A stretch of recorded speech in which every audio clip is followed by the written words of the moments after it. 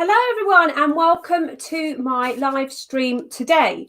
Today we're going to be talking about the 4 strategies to help you make your social media engagement easier so that you don't cringe inside when you have to engage with your audience. So there are some reasons why you might be making your social media engagement harder for yourself, and these can fall into certain categories. The first one being, do you fail to have fun? Are you overthinking more than you need to? And are you worrying about actually putting your own opinion over? So we're going to look at all of these issues in this live.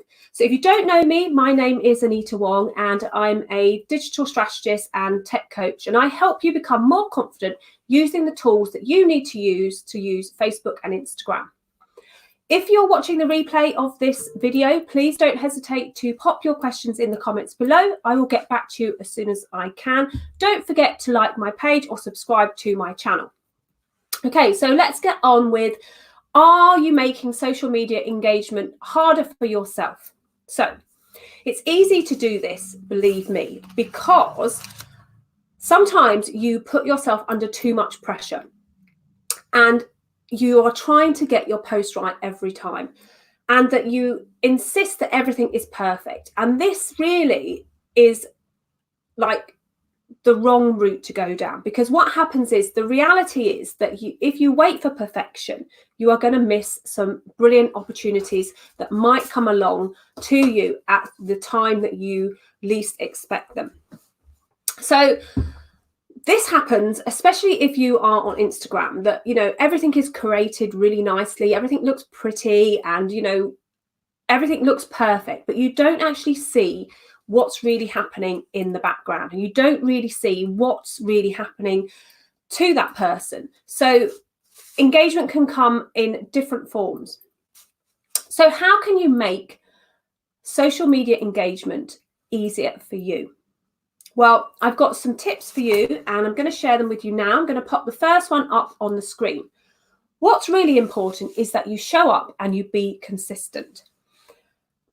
People, when you're consistent with your posts or your lives or your videos, what happens is that you encourage people to engage with you. And that's the most important part of being social on social media, is to actually show up and engage. Because after all, social media is all about having fun and being sociable. So why not show up and have fun and be sociable? So don't put too much pressure on yourself to conform to this pretty picture, or, your hair has to be perfect, or the background has to be perfect. What happens is that you just really need to be consistent, and you need to be, and you need to provide content which is engaging with your audience. The second tip is to actually show up raw. Show up as you. Show people the real you, because that's what they really want to see. The fans want to see that you're juggling the kids with your work and with your business. They want to see that, not everything's perfect, that sometimes you turn up late for something.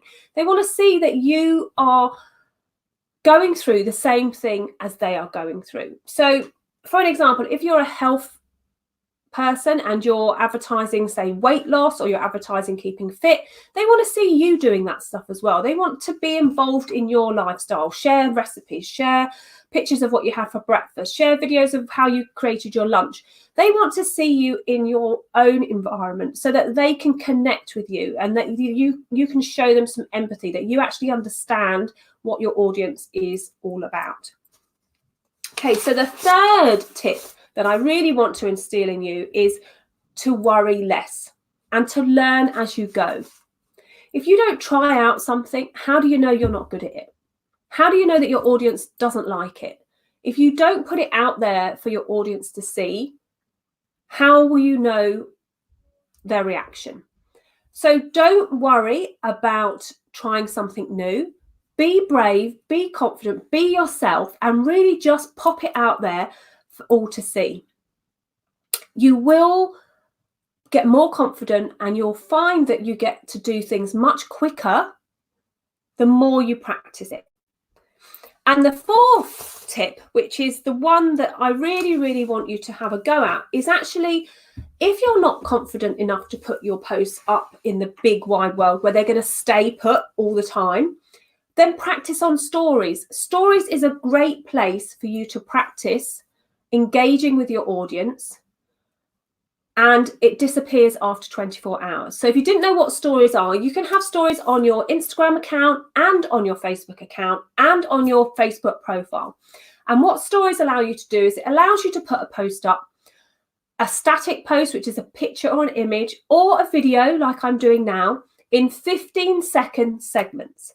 And what happens in those 15-second segments is up to you. What content you share is entirely up to you. But the magic thing about stories is that they only last for 24 hours. So if you pop something up on a Monday morning, by Tuesday morning, it's all gone. So you've got a lot more opportunity to be raw, be yourself, and have a lot more flair when it comes to what you're doing online. That's really going to help you with your engagement, because the more you practice, the better you get. So don't forget to have fun when you're practicing, when you're engaging with your audience. Have fun, be a bit quirky, do things a little bit different. That's the joy of social media. Everybody wants to engage with you if they can see the real you. So just briefly to go over those 4 tips again on how to help you love engaging with your audience rather than cringing at the thought of having to engage with them. So the first strategy was, what's really important is that you show up and you be consistent. That's the real thing. I've seen so many people come in, do stuff, go back out because they think it's not working. It does take a little bit of time to build up an engaged community on social. It doesn't happen overnight. So try and be consistent. If you can plan out to do 1 post a week, 1 post a day per platform, that's fantastic. If you can up it to 2 or 3, then that's even better. The more you're in one platform and you're consistent, the more chance you've got to engage with that audience. And also it will become a lot easier for you to engage with that audience, because what will happen is that you'll get feedback from the audience and you'll see what your audience love about you, and you can just keep repeating the same stuff, not the content, but the same style of content. Number 2, be the real you. That's what the fans want to see.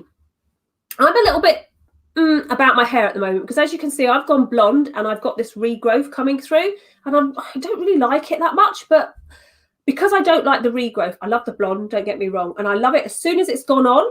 I love it, but the regrowth is just causing me a bit of a thing. But you know what, if I wait for a couple of days until I can get my hair redone, then I'm going to miss out on engaging with my audience. So what's really important is just show up as yourself, the real you. This is me, this is me. Got some black bits in my hair. So what? People see that. I tried a different look. I used to have long hair. Now it's short. It's quirky. I might go pink next week. You never know. But be the real you. Show up as you can, and just try and be consistent. So the third one is actually worry less about what people think and learn as you go. The more you worry about what people will think and about your opinion, whether your opinion stands for anything, it doesn't matter. You have the value inside you. You are passionate enough to start a business in the area that you want to go for. So just go for it. And that's what's really important. And the fans will love you for it. And then if you really, really want somewhere to practice, tip number 4 is practice on stories. It's a great platform for you to play around with. And, if you don't like it, delete it. Otherwise, leave it there for 24 hours and see what your fans say. Okay, so opening up for questions now. If you're watching and you have any questions about whether social media engagement makes you cringe or whether you're okay with it, please pop them in the comments. I can see the comments in my feed because I'm using a tool called StreamYard whilst I'm streaming here on Facebook and on YouTube. If it's the first time you've seen my lives, say hi. If you're not confident enough to do that, that's perfectly fine. Wait till I go off air and then pop your comments in the comments below and I will get back to you. Now, just a reminder, being consistent is one of the biggest things that will help you with your social media engagement. It will help you feel more at ease with engaging with your community. So I have pledged that I'm going to go live a lot more frequently so that you can see the real me. We all have issues with what we're doing. So I really want you to really make the most of learning how to engage with your social media community and really, going for it. So hi, Isabel. It's nice to see you. I'm not sure if you joined at the beginning or at the end.